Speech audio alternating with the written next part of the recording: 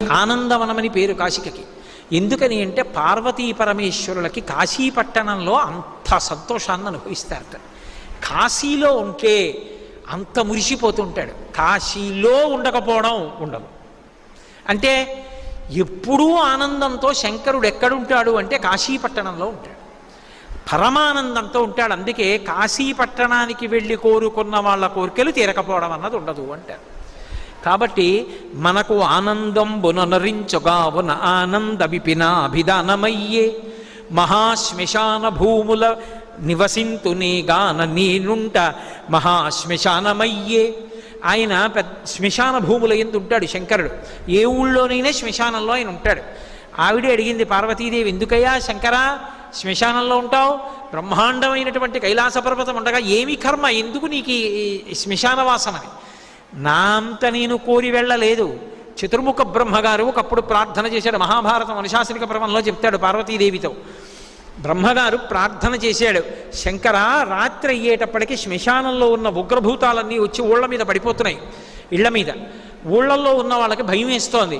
అందుకని రాత్రిపూట వాటిని ఏమార్చడానికి మీరు శ్మశానంలో తాండవం చేయండి, మీ చుట్టూ కూర్చుని చూస్తాయని అడిగాడు. లోకుల్ని కాపాడడానికి అక్కడ శంకరుడు శ్మశానంలో ఉంటారని చెప్పి ప్రచారాలు చేసి నింద చేసే వాళ్ళందరికీ పాఠం చెప్పడానికి ఆయన 3 రోజులు కైలాసానికి వెళ్ళిపోతే వాళ్ళిళ్ళకే పెడతాయి ఇవన్నీ, అప్పుడు తెలిసి వస్తుంది. కాబట్టి నేను శ్మశాన భూముల యందు ఎందుకుంటాను అంటే అదిగో లోకులను కాపాడడానికి ఉంటాను. రెండవది ఎందుకుంటానో తెలుసా పార్వతి, ఒంట్లో ఓపికన్న నాళ్ళు అన్ని చోట్లకి పెడతాడు. ఏం తోచట్లేదు కాసేపు అలా శ్మశానానికి పోతాం ఏంటంటే అంటాడు, ఏమిటి ఎడన్నా ఎవడు వెళ్ళడు. కానీ ఇన్ని చోట్ల తిరిగి నాకు పెద్ద సర్కిల్ ఉందండి అంటాడు. నాకు వాళ్ళు తెలుసండి వీళ్ళు తెలుసండి అంటాడు.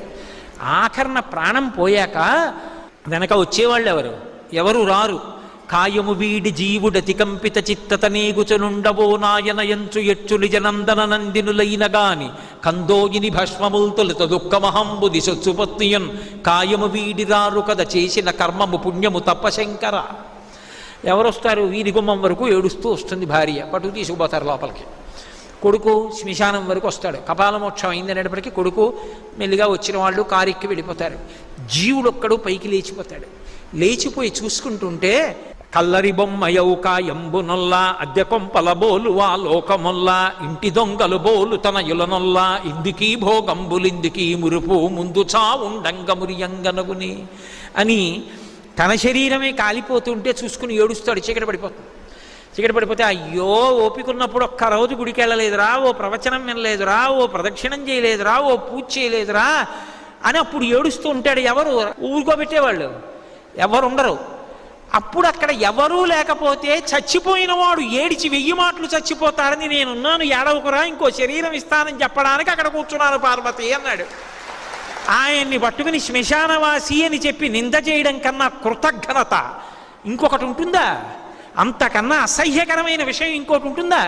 అలా అన్నవాడు అసలు మనుష్యుడు అనిపించుకోవడానికి వాడు యోగ్యుడే. కాబట్టి అందుకు కూర్చున్నాను పార్వతి, అంతేకాని నాకు సరదా పుట్టి శ్మశానానికి వెళ్ళి కూర్చోలేదని చెప్పాడు.